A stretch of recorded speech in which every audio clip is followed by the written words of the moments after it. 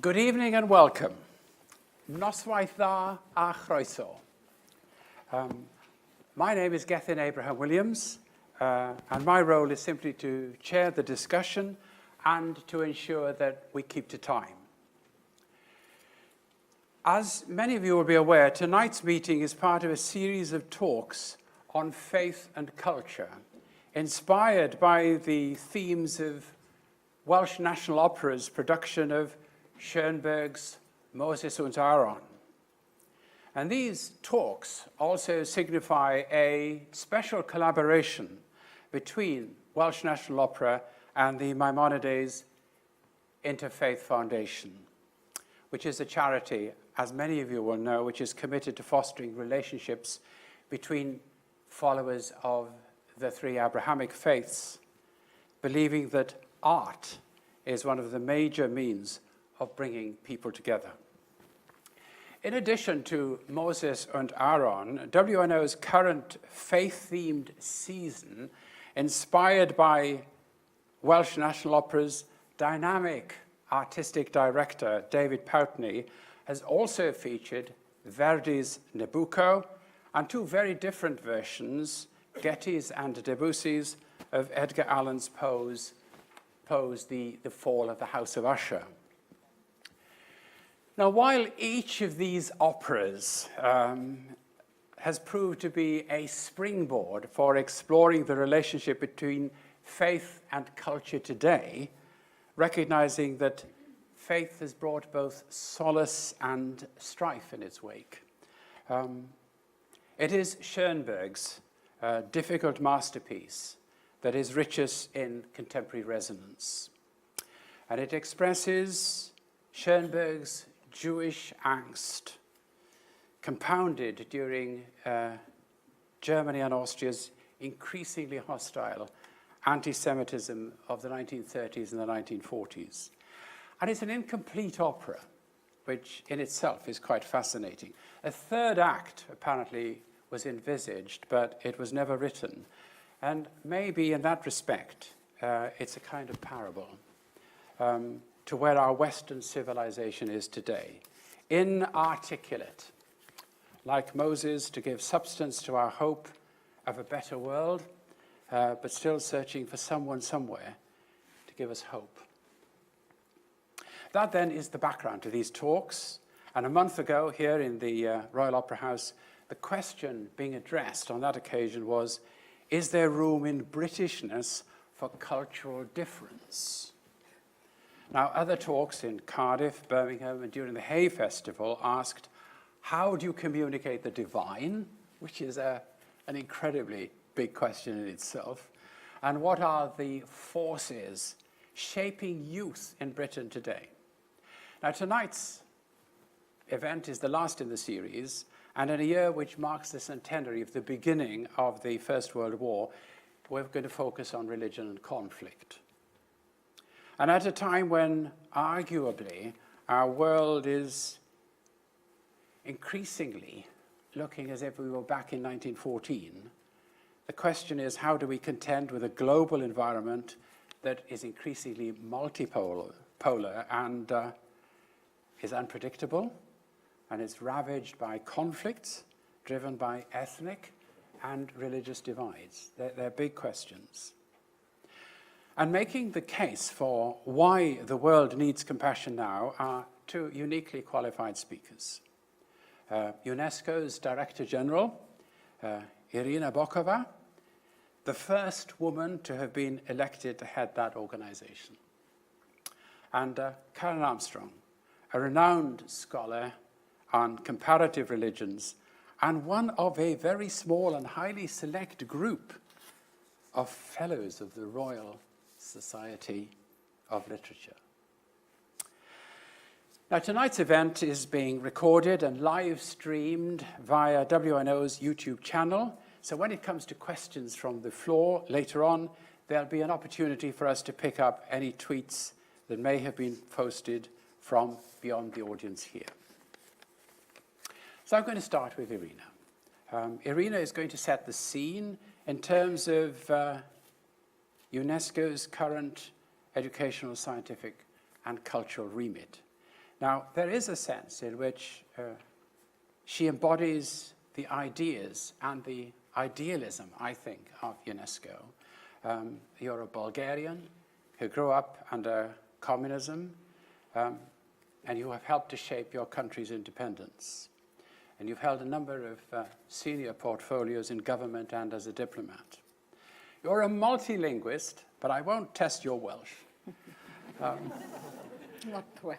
Graduating from both Moscow State Institute of International Relations and Harvard's John F. Kennedy School of Government. You're widely traveled, inevitably, but most important of all, I think, is the journey of your mind and of your heart that has earned you lasting respect and admiration. So, Irina, where does compassion fit into the UN's current list of priorities?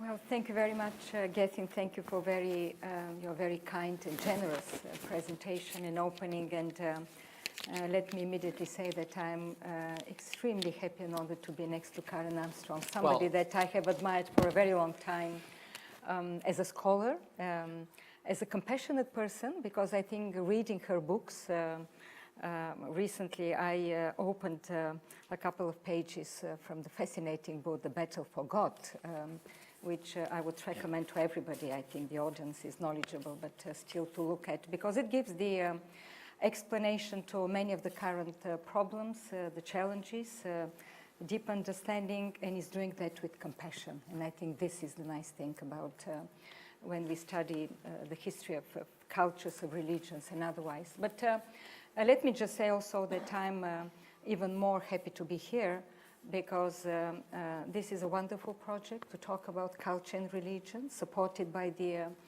Welsh National Opera. And I was a bit surprised, and I would like really to commend the Welsh National Opera, because we see how from culture, from art, comes a very deep debate. It's not only philosophical, but it's a very moral, I would say, ethical debate about what happens in this world. And also from a cooperation with the Maimonides Foundation, and I see here David Khalili, who is also not only the founder of this foundation and supporter, but also UNESCO Goodwill Ambassador for multiculturalism and for dialogue, which is so much in need today. So thank you very much, David, of being here. Now, from UNESCO's perspective, you opened, I think, with this introduction, the window to several issues which are very dear to my heart, and I believe deeply embedded at UNESCO's history, everything that we are doing. And we will celebrate next year the 70th anniversary of UNESCO, the birth of our organization, yes. Which, by the way, happened here in London. Not far from here, the Institute of Civil Engineering, where the first constitutional conference was held and the constitution was adopted. And I believe what we are contributing nowadays to this big debate about compassion, we may call it sometimes humanism. In fact,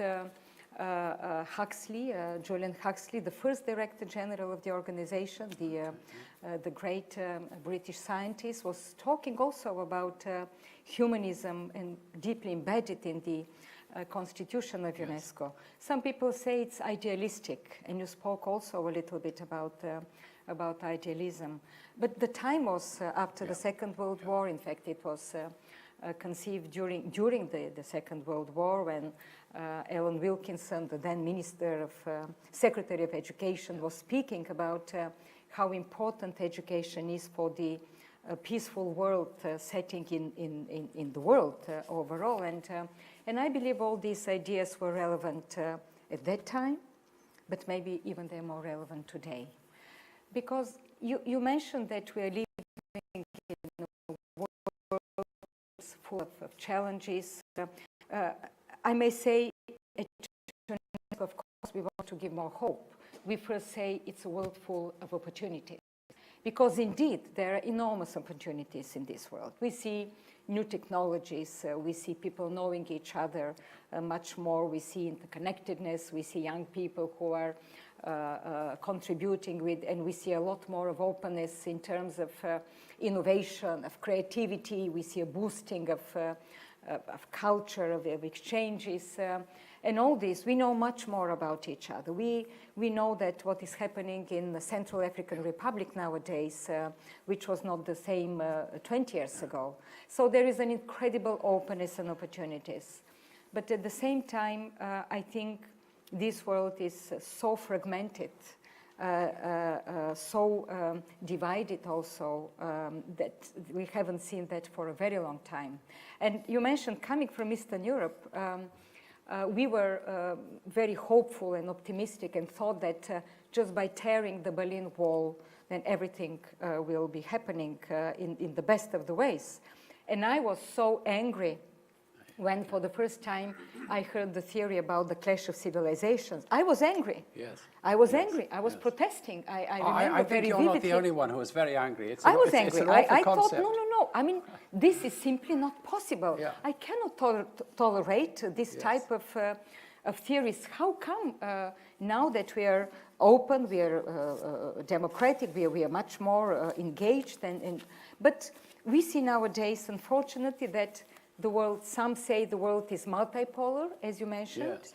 Others say the world is apolar. Yes. So we are moving in a very uncertain grounds. I think you've given us lots of trails for the rest of our time together this evening. I'm going to turn to Karen now. Karen has been described as arguably the most lucid, wide-ranging, and constantly interesting religion writer today.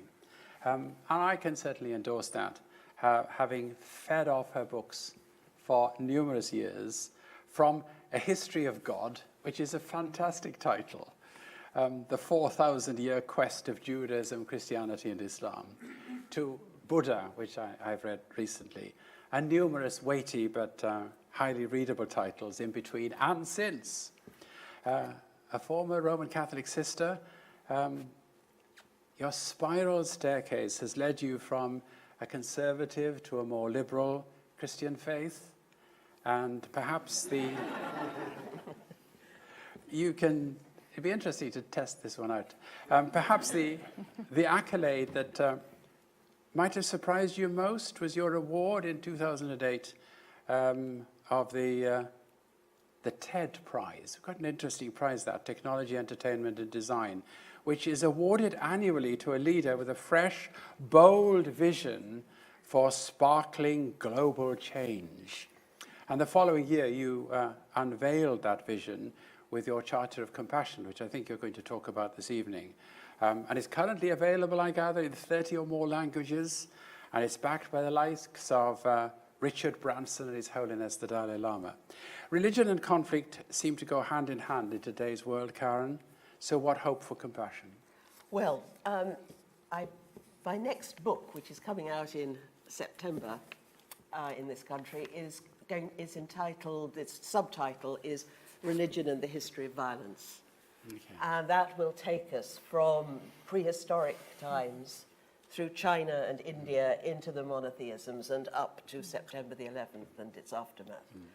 And to look at what really is the role of religion and in violence, or violence in religion. It is not, I'm not going to go into it in too much detail here because I want to get on to compassion. I've only got 15 minutes. But believe me, when you go through it, through this long history, you find that things are not quite as simple or clear-cut as some of the popular discourse would give us the impression. Now, there's a famous commercial in Britain at the moment that says the weather does lots of different things, and so does the post office. It comes on just before the Channel 4 news. My slogan is religion. The weather does lots of different things, and so does religion. And one of the things that religion does, besides violence, is compassion. Yes. In the Charter for Compassion, we're determined to make compassion a dynamic and realistic creative force in our polarized, dangerously polarized world. In the last couple of, over the last year, thanks to two amazing staff members, it has suddenly taken off. A year ago, we had only about 134 partners. Now we've got 900. Staggering, isn't it? Over 200 cities are becoming cities of compassion all over the world, determined to find ways of inserting the golden rule into the difficult circumstances of urban life. Now, in the Charter, Irina, we tend to wear a bracelet, and then we give people two bracelets, and we ask them to wear one and pass one on to somebody else. So I'd love to take that, give that to you, and because all the work, compassionate work that UNESCO is doing, you're a natural ally for us, and I hope we'll work together in the future. Now, compassion, it's a difficult word. It's often associated with softness, sweetness, gentleness, and light, kumbaya. But compassion is tough. Didn't get into this because I was filled with sweetness and peace and joy. I was impelled into it by a sense of dread that struck me first during the Salman Rushdie crisis, when the fatwa was one thing, but I was so distressed by the response of some of Rushdie's liberal supporters that segued from a denunciation of the fatwa into an out-and-out denunciation of Islam. And I felt that we had seemed to have learned nothing since the 1930s. It was bigoted talk that helped to make the concentration camps possible in Europe. And so I am filled with a sense of dread and urgency because our world is dangerously polarized, as we've seen. And unless now we learn to implement the golden rule globally, I doubt that we'll have a viable world to hand on to the next generation. Every single one of the major world traditions has developed its own version of the golden rule, quite independently of one another. Yes, this was amazing, isn't it? And I think that tells us something about the structure of our humanity. And they all said that this, and not a doctrine or a particular orthodoxy, was the litmus test of true spirituality and what brought you into enlightenment. Never treat others as you would not like to be treated yourself. The golden rule requires you to look into your own heart, discover what gives you pain, and then refuse under any circumstance whatsoever to inflict that pain on anybody else. And Confucius, one of the first people to record the golden rule in written form, said this had to be practiced all day and every day, not just when we feel like it. And all these sages insisted that we could not confine our compassion to our own group. We had to have what a Chinese sage called yan ai, concern for everybody. Love the stranger, says Leviticus. Yes. Love your enemies, said Jesus. Reach out to all tribes and nations, says the Quran. If we had, in the British Empire, treated the people in our colonies as we would wish to have been treated ourselves, I doubt that we'd be having so many problems today. And now I think the golden rule is not just a nice idea. I give a lecture sometimes entitled Compassion, Nice Idea or Urgent Global Imperative, because it's now a necessity. We are, as you've said, Irina, interconnected as never before. When stocks fall in one part of the world, markets plummet all around the globe that day. So interconnected are our economies. We all face the same environmental catastrophe. We found on September the 11th that disquiet in parts of the world that we thought had we were far removed from, the trouble was in that part of the world, could have repercussions in the heart of Western cities. And so it is now imperative that we find a way in which to live together, because we cannot live without the other. And so not only are we interconnected economically, our histories are interconnected. We're looking at this appalling business that's in the Middle East right now. And we talk about their problems, but there are problems too. Our Western involvement, as a British person, I can say that, in that part of the world, has helped to bring us to this place where we are today. We have an embarrassing tradition, don't we? Well, we just have to face up to it. Yes. Certainly, to give you a brief example, this appalling group has sort of tried to resurrect the caliphate. And what they're trying to do is undo the Sykes-Picot Agreement of 1920, yes, yeah. which created nation-states in that part of the world, not very aptly or helpfully.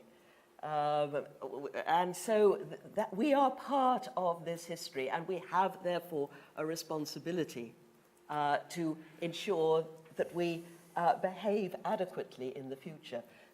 There's profound disquiet in the world. I was asked once at a conference call, what should a compassionate city be like? What are the qualities of a compassionate city? And I said, a compassionate city should be a deeply uncomfortable city. Not a question of us all holding hands and handing out flowers, but uncomfortable because of the pain of the world that is now beamed into our homes every night on the evening news. The Prophet Muhammad said, not one of you can be a believer if he can sleep when he knows that somebody is hungry. We know how many people in our world are hungry and suffering, and perhaps most dangerously of all, humiliated and alienated after years of oppression. That's the worst bit. And that causes the damage. That causes more damage than poverty. Yes. And so we must be on our guard to prevent a recycling of this anomie, because it is something that we simply cannot afford. Can I just say one? The people who formulated the Golden Rule, people like Confucius and Jesus, indeed, the Prophet Muhammad, the Buddha, they were not living in peaceful groves and on solitary mountaintops. They were living in highly disturbed societies like our own, where violence had reached an unprecedented crescendo, and they all insisted that this was not just a private spiritual quest, but it had profound political implications. Confucius spent his entire life trying to get a king to take up his ideas. And Jesus, the Prophet Muhammad, left his cave on Mount Hira, where he received the first revelations, and went straight back into Mecca to begin a political career, to introduce an alternative community in the infant capitalistic society of Mecca. I don't want to stop you mid-flow, but I do want to draw you out. I mean, tell us a little bit more about this Charter of Compassion. Yeah. Now, our cities, we need to pick it up. Yes, you can go to our website, charterforcompassion.org. We have members worldwide, cities worldwide, who are going through the process of becoming a compassionate city. It's not something you can just do. No. You've got to get various bodies on board. And have an action plan. How are you actually going to deal with health in your city and homelessness in your city. And tell us about the band. Yeah, can I just went further on, and not too far on, I hope. I want to twin some of these cities. Okay. So that a city in the Middle East is twin, say, with a city in the United States. They can, the colleges and universities can exchange news, friendships, and perhaps some of the misapprehensions we nurture about one another can be whittled down. We've also working in education. In Pakistan, one of the leaders of the Charter, we're creating a network of schools of compassion where compassionate teaching is introduced into the core subjects of the curriculum. They now have 70 schools, and that is the most wonderful initiative, right on the front line of so many of the troubles that are tearing our world apart. Environments, we're working on the science of compassion. People, we've just had this very week the first meeting in London of our Board of Trustees. We're about to open, inshallah, an office for the Charter here in the UK. A point of contact for us here. Yes, it will be, but you just go onto the website. Okay. And if you want yours to make Cardiff a city of compassion, get a team together and get going. I think we must take this up. Great.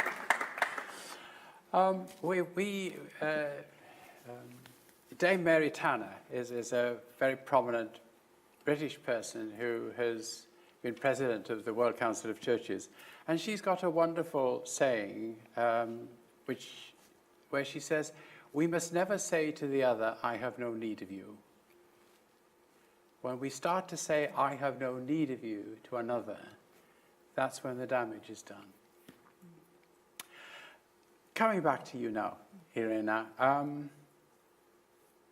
how do you react to the ideas of this charter, recognizing the huge brief which UNESCO has, and how there can be a synchronizing between what seems to me to be ideas that are not only compatible, but that their time has come?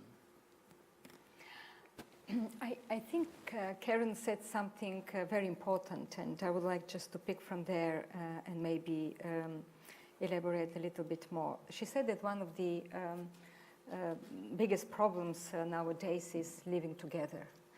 And I think that whether we call it compassion, and I think looking at UNESCO's mandate and some of the biggest projects that we have done, I would enlarge it even, the United Nations. The Millennium Development Goals, just to give one example, it is a profoundly, I would say, compassionate agenda. You may call it also this way. I have called it several times a profoundly humanistic agenda, but it's also kind of a compassionate agenda in order to educate people, to give education. Because you cannot have this understanding about the golden rule even, or compassion, when you have poverty, when you have illiteracy, which is a plague in many parts of the world, where you don't have people are humiliated, where you don't have access to some of where the divide between, I would say, the rich and the poor, inequalities which are rising in many parts of the world, or now the new technologies, even we say the digital divide is increasing this equality. So what the United Nations and we, UNESCO, is trying to do also is to bridge this gap and to find the ways of living together. It requires cultural literacy, we call in general terms. It includes also knowledge about religions, about the others, because we think it's not there. We call nowadays, we have a new project, a new, I would say, concept about education in the 21st century. Apart from literacy, access, and everything, we speak about education for global citizenship, which is exactly, I think, what is needed nowadays in the world. We want to rethink the notion about tolerance, because tolerance probably was easier 50 years ago when there was not this direct contact about cultures, about people, about religious ethnicity. Now we speak not just about tolerance, we speak about sharing, because it's not enough to say, I tolerate you. You live somewhere apart, I tolerate your culture. We are sharing, we are living next door. So what we are doing at UNESCO, we try to use heritage, this fantastic concept, yes. I think, about World Heritage, which is uniting, to see what unites, what binds humanity around certain values. And heritage definitely is one such. That is why we are so worried nowadays. Then when in Mali mausoleums are destroyed, we all suffer. Yes. And we think, no, we have to rebuild them. Because they have stayed for ages. Yeah, we're aware of what's happening in Syria. I was And in Syria. Aleppo, and I thought, that's just tragic. But this is the same. It's just raised to the Syria ground. is our pain, our deep, I would say, tragedy, what is happening there with the heritage. It's the center of our culture. And this is so important nowadays in the world. Yeah. Sometimes people say, why do you care about culture and destruction when human lives are also taken? And we think that they are one the same. Because the tax on identities is what, in fact, breeds extremism and what breeds afterwards intolerance in many parts of the world. Or violence, I would say, overall. Look what happened to these 3 teenagers in Israel just yesterday. Tragic.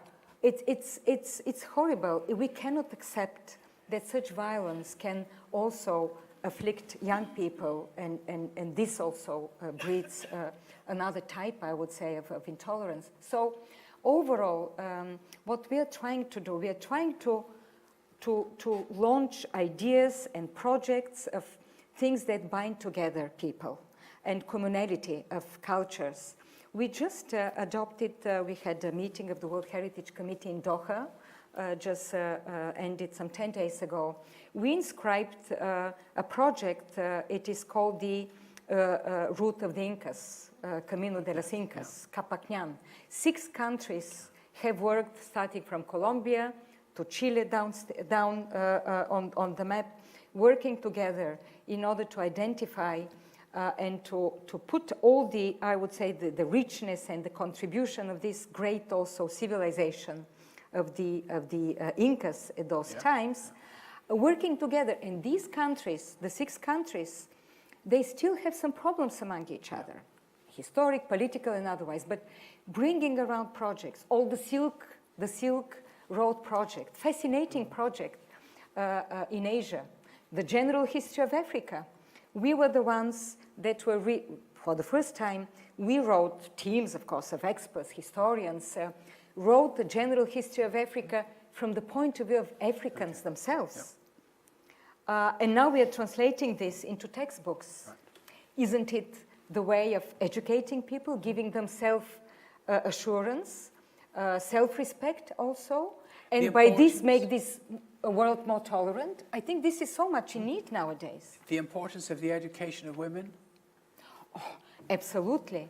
I do believe that nowadays when we speak about girls' education, when we speak about gender and sustainable development, and recently somebody said if there is an image of what peace and sustainable development is, the world nowadays is, it is a 10-year-old girl where she's in school, she's not given to marriage, she's not violated, she's not...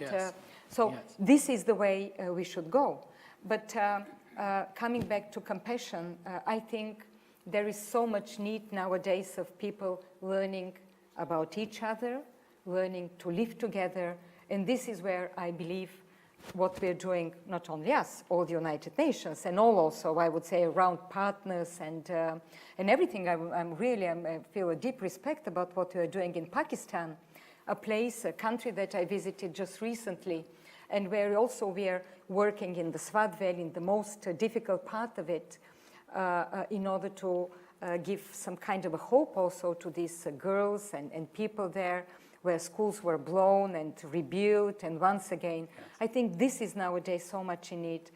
if you want to see the world a little bit more compassionate, isn't it, Karen? Yes, I think so. And Yeah. one other thing, I think I entirely endorse and admire everything you're doing. It's wonderful to hear this. I think when I was with the United Nations Alliance of Civilization on the high-level group, we recommended that a new white paper be taken in trouble spots of the world, not as we used to do in the old days, issue something from Whitehall, but to use modern communications, modern technology, to record people's stories. Okay. Stories of pain. To anthologize these, commemorate them. People want to be heard. They want their pain acknowledged. And very often, if the debate gets so acrimonious, somebody will be telling their story, and someone will chip in and say, actually, no, it wasn't quite like that. It didn't happen then, or you really weren't taking that into account. This is not the point of a narrative of pain.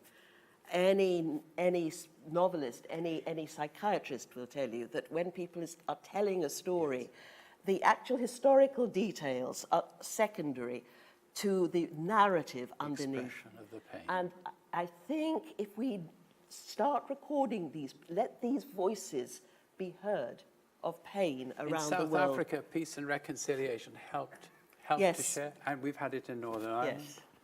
And pain is one of the things we all have in common, as the Buddha said.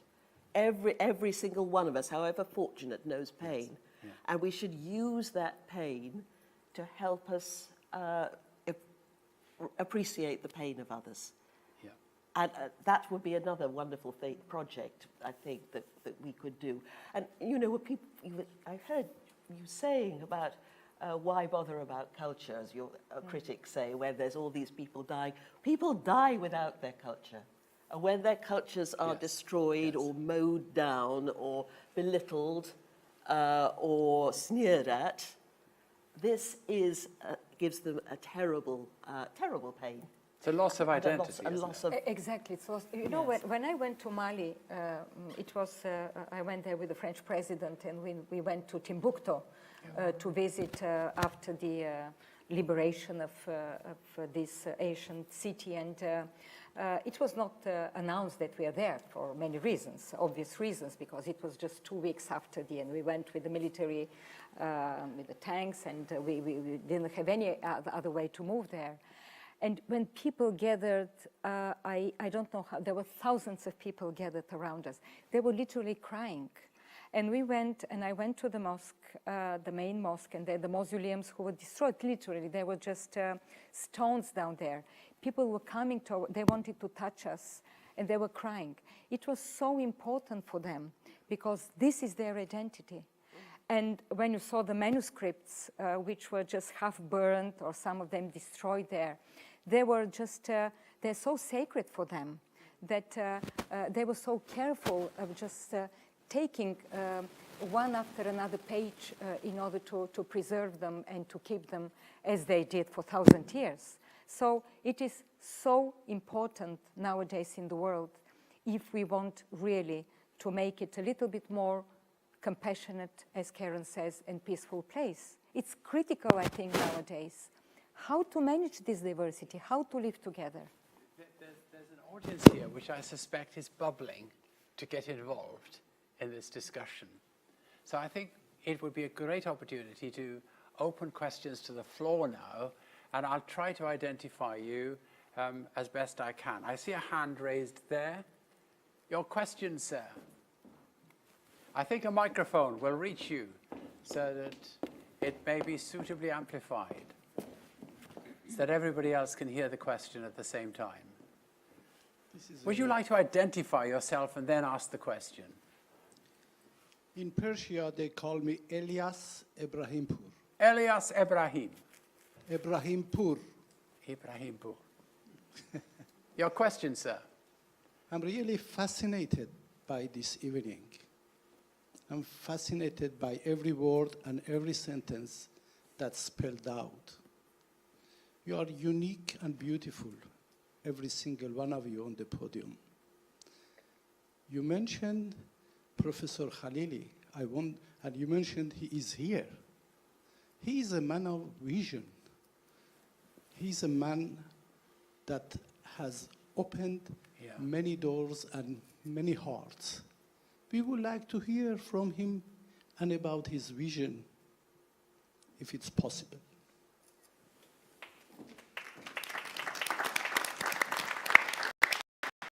Well, I'll get a microphone to you. I think it would be great if you were to stand up. First of all, I think we are really blessed to have two iconic ladies here to open our eyes up to certain issues which are happening in our world today. My small problem is that we are trying to talk to people who already either fully or partially made their mind up. The people that we are facing today in most of these countries are in their 30s, 40s. They have made their mind up who they want to be and what to believe. If we want to stop that, we have to create a new generation. We have to go to schools and we have to give the school children a new campus for life. We have to tell them and teach them that there is by far more that unites all the faiths and religions of life rather than divide us. This is the issue that they have to learn. We have to dilute ignorance and bad information and wrong information which is being passed down to them. And once we do that, maybe 20, 30 years from now, we have an opportunity of having a generation which is less diluted and less corrupt. I say that most of the time wherever I go. The other problem that we have today is, obviously it's very easy to say about compassion. And I'm fully with Karen and fully with the Director General. We have to teach people, especially the youngster, that we are born as a human being first. Religion is given to us. I was born as a Jew. I didn't choose to be Jewish. Somebody else is born as a Muslim. He didn't choose to be a Muslim or a Christian or otherwise. We are all born as a human being first. And if this principle is adopted, we probably would have a better world to live in. Thank you. Thank you very much for that. Do you want to react to that, or should we go to another question? Do you want to react, or should we just go to the next question? Just one, probably. Yes. I think what Professor Khalili said is very important. You know, when I go on missions and travel, I almost always visit schools. And Right. the best of the discussions I have with young people. Yeah. I remember going to Tunisia. It was after their revolution. And I went to a secondary school with the very knowledgeable young boys and girls. And we, UNESCO, we prepared a kind of a very small textbook, which is about, we call it overall civic education.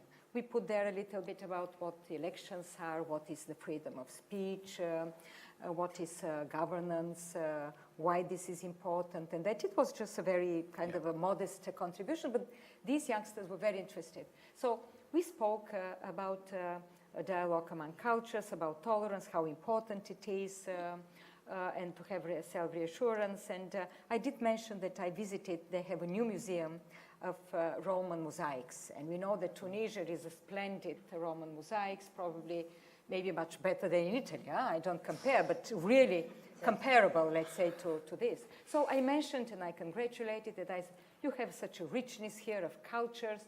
And one girl raised her hand and she said, you know, why did you mention that this is Tunisian? It is not ours. It does not belong to our religion. It does not belong to our culture. Yes. I said, wait a minute.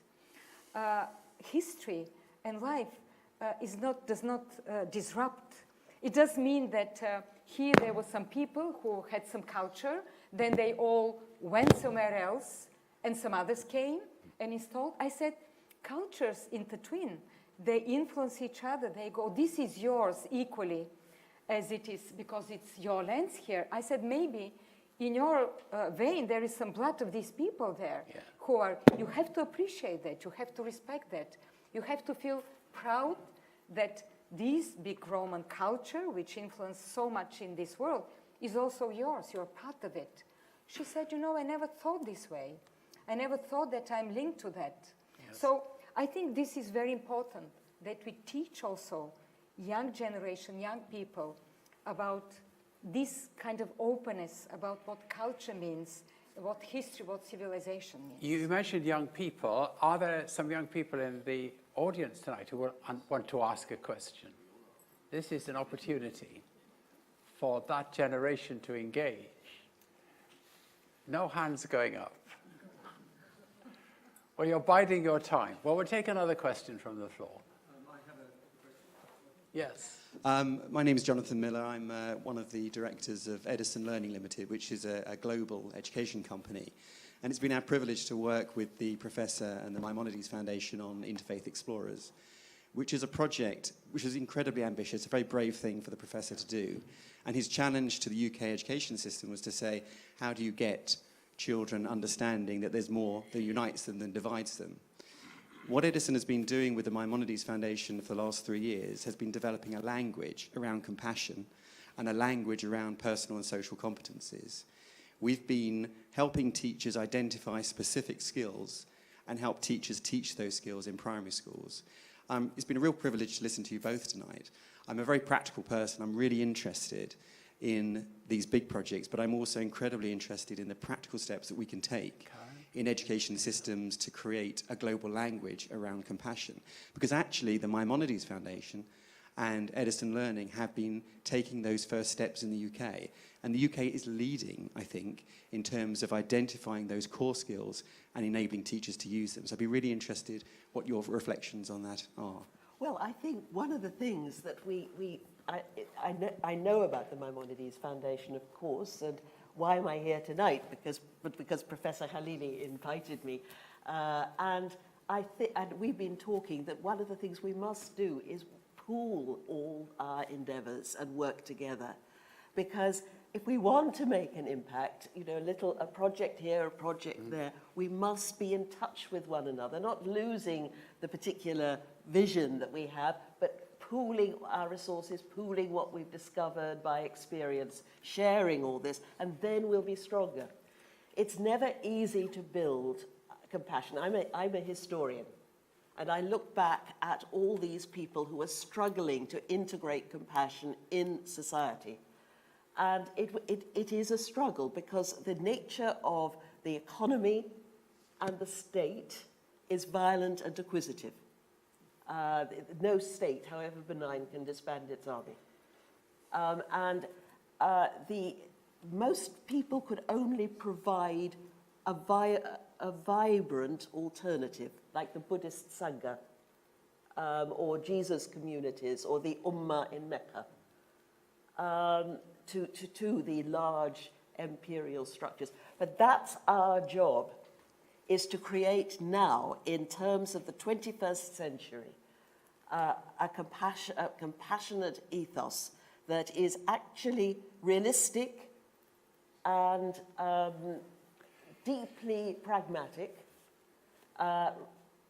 not too pie-in-the-sky realistic, accepting all limitations, but working hard, pool together, because together we'll be stronger, I'm sure. The religions, there are minorities within all our religions who are claiming central ground at the moment, and they're undermining the essence of spirituality. Yes. How do you respond to that? Well, again, one has to do so with compassion, because just on the sheer as a historian of these movements, it's simply a fact of life that when you attack one of them, either in a vicious media campaign or with guns, they invariably become more extreme. Every single one of these movements that I have studied, only in Judaism, Christianity, and Islam, every single one of them is rooted in a profound fear. Every one of them begins with what is perceived as an assault by the secular or liberal society. And there's a profound fear of annihilation. And this is not paranoid. If you think that Jewish fundamentalism took a major step forward, two major steps forwards, One was after the Holocaust, when Hitler had been trying to eliminate European Jewry. The other was after the 1973 War of Yom Kippur, when Israel suddenly felt isolated and threatened. The secularist assault, we don't see it like that, but in developing countries has often been extreme. The most Sunni fundamentalism in Egypt developed in Nasser's concentration camps, where he'd interred thousands of members of the Muslim Brotherhood without trial, often for doing nothing more incriminating than handing out leaflets. One of these people was a man called Sayyid Qutb, who went into the camp as a moderate, and in the camp he became a fundamentalist. So we have to listen to these stories of pain. And if you look at some of these ideologies, the American fundamentalists, and they call themselves fundamentalists, so it's okay to use that word. They coined the word, in fact. They have this terrifying end-time scenario where God is so appalled that he's going to smash into the world with an unholy catastrophe and cause death and destruction. The rapture. Now, yes, and all that. Now, if someone brought that to a psychiatrist, they would recognize some profound anxiety or disturbance. But the fact that this has taken root in the richest and most powerful country in the world shows that people are afraid. In small town America, people feel colonized by the alien ethos to them of Harvard, Yale, and Washington. Now, so we have to understand where they've come from. I said in my earlier that we're interrelated, our histories are interrelated, and the histories of our histories are integrated with that too. So not to make things worse by heaping obloquy on their heads, because it simply will make matters worse. The media doesn't help us. No, it doesn't. And very often, the media will give an entirely false impression of a particular tradition. I'm thinking of Islam, for example, by never citing all the times that Muslims stand up and denounce terrorism and giving immense airtime, naturally enough, to the extremists. And I had a meeting in Washington, D.C. a few years back with media people about the treatment of religion in the media. And the head of religion in NPR said, look, Karen, if there's no conflict, there's no news. No. And so that is a problem, because we're getting a rather skewed view, not only of particular traditions, but of something we in the modern world call religion. Now I'm not going to open this can of worms, but it is a fact that our understanding of religion as something separate from ordinary life and concerned with the supernatural and a private spiritual quest is unique, and it was developed in the early modern period as part of our modernization process. And it makes no sense to people in other parts of the world where religion permeates all levels of life so thoroughly that trying to extract it would be like trying to take the gin out of the cocktail. Irina, you speak about the new humanism, and somehow I think religion has to reclaim humanism, and I think that's one of the challenges that we've got, because we've developed this idea that humanism is non-religion or anti-religion, and maybe the challenge is for religion somehow. How in that very delicate world in which UNESCO has to operate and the whole of the UN has to operate, do you handle these conflicting needs and somehow help people to hear each other? You get a lot of flack because you're in the middle, but how do you do it? You know, when I speak about new humanism, I could easily use compassion, because it's not about introducing something which is more into the philosophical ground of being anti-religious, not at all. On the contrary, I think that what is at stake nowadays is very deeply, I would say, moral and humanistic from the point of view of what is at stake nowadays. And the United Nations and we at UNESCO, because we are this part of the United Nations, which we are dealing with the soft power, as we say it.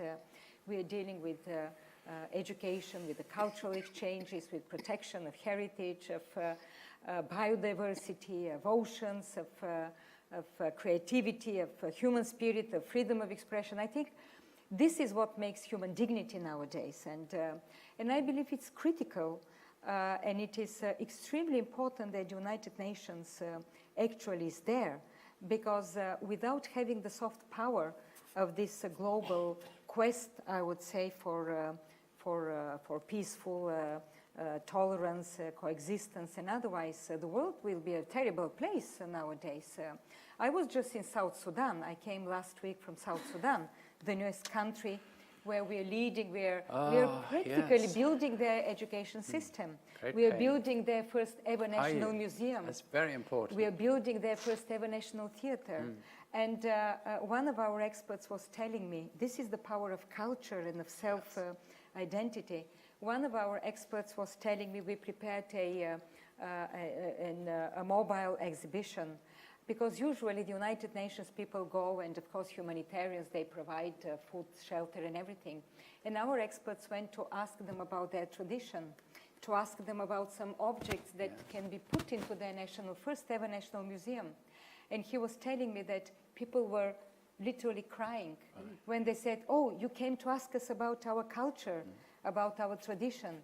This is so important nowadays in order not to have violence and to have a different approach towards the others, towards sharing, and to have this reassurance. So what we are doing, we are trying to, on one side, to create a very solid public policies, public space in the world, so that people are educated, so that kids go to school, so that they have the proper also curriculum and education. I mentioned education for global citizenship. But when I speak about humanism, of course, I have in mind first and foremost this global agenda for development, but also how we relate to nature. What is at stake when we speak about the environmental challenge? The global environment. Of course, it's linked to us. We cannot dissociate. We say sometimes at UNESCO that biodiversity is so much linked to the cultural diversity, that cultural diversity for humanity is like biodiversity for nature. And I think this is critical to understand nowadays, because what Karen said was so important, and I would even add, people feel lonely in the world sometimes, and communities, because there are no national boundaries to protect them anymore in this globalized world. I mean, they are. And of course, it's not that everybody is moving in this big migration waves. That's an interesting thought. People feel the need for boundaries. They want to be comfortable. Yeah. They want to be respected. They want to be part of this. But boundaries have not to be abandoned. porous. And when we say, for example, I would like to add something that UNESCO is doing, not very much probably known, but apart from the World Heritage Convention, we have another convention on the intangible heritage. And it plays a hugely important role, because it's opposite than the World Heritage. It values culture, tradition, something for small community. Okay. It may be a small community, but people feel respected. Okay, that's an important point. Some more questions from the floor, so we don't sort of hog it entirely here like a private discussion. Some lady. And we'll come to you next. Yeah. My name is Abe Radkin, and it was a wonderful discussion, and I thank both speakers for their really mind-provoking contribution to this debate, which is a very important debate. I've devoted much of the past 20 years of my life to the fight against Islamophobia and anti-Muslim racism across Europe in different international organizations and NGOs, and I'm based in Paris. When I listened to you very intently, Karen, Armstrong. I'm a bit concerned that in your very legitimate desire to reach out to Muslims who are, when we talk about discrimination and everything else today in Europe, the Muslims are the subject of all this. You don't seem to put as much stress also on the issue of the universality of rights, of the need for us all in Europe today, in Britain, elsewhere, to come together on the basis of these universal values and rights, which would, in a way, also protect Muslims themselves against the extremists in societies such as ours in Britain or in France, where I live, where the minority that you were just mentioning would like to impose on the rest of the Muslim population things like the Sharia, etc., etc. How important do you think it is as an element of integration? Human rights are hugely important. They have a difficult history, however. In the very early days of human rights, people such as Thomas More, pioneering it, the early humanists, were developing these natural human rights to sort of counterbalance the intolerance they found in some religious expressions. But they were none of them prepared to extend those human rights to the people in the new worlds that they were creating. They insisted, all of them, Locke, the great founder of human rights, said it is perfectly legitimate to go into these countries and to take away their land. Tom Paine? Tom Paine, but I don't think he had much time for the Indian population, the Native American population. One of the problems of the nation state is that it has found it difficult, because of its stress on ethnicity and culture that's special to the nation. It's found it difficult to absorb ethnic minorities. That's Lord Acton, in the early days of the nation state, said that that could become its Achilles heel. In the old days of the religiously inspired ideologies, people persecuted heretics. Because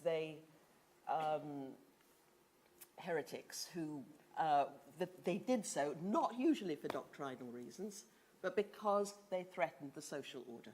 Yeah. They were usually doing something that threatened the social order. The heretics in the nation state have been replaced by the minorities. I agree with you, this is insane, but they're not going to be able to do it. What I say to people is that a German person, for example, got up and told me once, I forget where I was, it was but anyway, Rome, and he got up and said, I don't want these people, they are not my culture, this is my culture, etc. And I said, now listen, just think for a moment, the pain you feel at your culture being undermined is but a pinprick to the pain that was experienced by perhaps the people who are now taking refuge in your countries, where we went in, we British, we French, and took over, changed those cultures forever with power. And one of the reasons why they're with you here is because we virtually made a lot of these countries unlivable for some of the population. So here they are with us.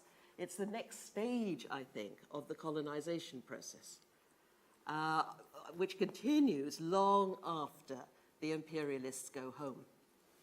And this is, as it were, our nemesis and something we have to deal with. So again, I think the thing to do is not be too aggressive about it. Would be very difficult, I think, I'm right in saying, in imposing Sharia law on the whole of France. I don't see it as happening in the UK either, where we are profoundly unreligious here in this country. We have our own angst, haven't we, over mainland Europe and within our four nations. and the fact that Scotland wants to leave us and we don't want to be in Europe and all this. So we're fighting our own sort of national demons here. I used to say that the important thing is how to be different together. And I think we know how to be different, but we find it very difficult to know how to be different together. Can I come to the hand that was raised here? I think we've got two hands that are raised here, so I'll take the first one, please. Thank you. My name's Sarah. Sarah. I've been following Karen's work since the TED Talk, and particularly around compassion as opposed to the detail of history or religion. But it seems to me, I've read both of the books that you wrote on compassion, I think, and I've also read a book called The Compassionate Mind. And it seems to me that from memory, it was several years ago, that there are 3 mind systems in the brain which we really don't have enough control over for the world we're living in. So from memory, there is the brain that is competitive, so that's the way our mind works when we're in competition, and there's one when we're protective and things are scarce. And then there's the system that is around the place where we're talking tonight about compassion. From memory, it seems that the brain cannot be in 2 places at one time. And so while we're talking about education, etc., and we're talking about it at a macro, sort of wonderful level, a lot of education has been, excuse my language, but polluted by competitiveness. A lot of globalization has been polluted entirely by competitive. We're all worried sick that they're coming to get us from all different reasons. So I guess I'm saying culture and religion appear to me to be our place of peace and sanctuary, where the compassionate mind can roam somewhat free. And if we haven't got enough of that in our society, then we aren't developing the habits to use across our lives more efficiently. Does that make sense? So Yes. I don't know what my question is, but I'd like to talk around I'll just, in case you didn't hear all of that, there are in our brains not 3 drives, but 4 that we inherited from our reptilian ancestors. It's the oldest part of our brain. And they're often called the 4 Fs. Fighting, fleeing, feeding, and reproduction. Now, you do disappoint me. I know it's a live feed. And this, without these, these reptiles were entirely based on ego, perpetuating their genes, getting new territory, and acquiring resources, feeding, and running away if that was necessary. And these drives are essential to us. Without them, our species wouldn't survive. If a tiger suddenly leapt into this room... I would protect you. Thank you. But it would be more sensible if we all fled instead of and stopped our high-minded conversation. We also, when mammals came along about 120 million years ago, we developed the softer elements, which enabled us, for living creatures, for the first time, to care for others, to care for our young. And these are not as strong as these reptilian drives. But nevertheless, we can train these drives. And I don't think you have to be necessarily religious to do that, because we're human beings and we're working with these brains. It's been found that Buddhist meditation, they do exercises in compassion that send out waves to all parts of the world, not excluding a single creature from this radius of concern. Their empathic parts of the brain are more developed. You can, but not many of us have the time to engage in this lengthy meditation. So I think we've got to train ourselves, just as we train our bodies, we train our minds and to be more compassionate. And I've outlined this in my little book, 12 Steps to a Compassionate Life. And I call it that the 12 steps recalls, obviously, Alcoholics Anonymous. And that's quite deliberate because we are addicted to our pet hates. We don't know what we do without them. We depend upon them for our sense of self. Very often, the enemy is our shadow self. It's we become like our enemy. We meditate on his evil qualities, whether this is a nation or a colleague. So I think we have to take responsibility for our difficult brains. Can I ask Irina how UNESCO handles the 4 Fs? Well, we are not fleeing, in any case. We are not fleeing. We are staying, we are fighting.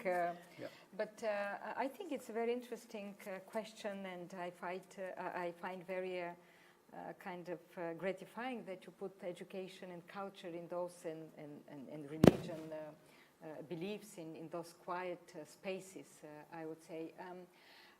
It's what kind of education also, this is very important, and what space for culture. And this is questions that are very much in front of us when we discuss, because if education is just technical reading and writing, we don't believe. Nowadays, we really believe that education should be about values. Education should be about knowledge about others. Education should be about environment. In any case, there should be something more than just a workforce that goes there and finds jobs. And this is, I believe, one of the challenges of the 21st century. And what kind of creative minds we open nowadays, what we really want these young people that are coming, what kind of citizens to become in this world is one of the biggest challenges. And the other, of course, is the big space, the huge space about culture. It hurts me to have to cut this short, but I realize that we're running out of time. Oh. And I think that the discussion can go on afterwards, but I think that our live feed will be fading very rapidly. You've been wonderful speakers. You've complimented each other. You've reacted again, from each other's questions and from the questions that we've had from the audience here. There's an Australian academic called David Tacey, and he says that we're caught in a difficult moment in history, stuck between a secular system we've outgrown and a religious system we cannot fully embrace. I think you've helped us to think our way through that one, and you've stimulated lots of ideas. So a very big thank you to both of you, wonderful people.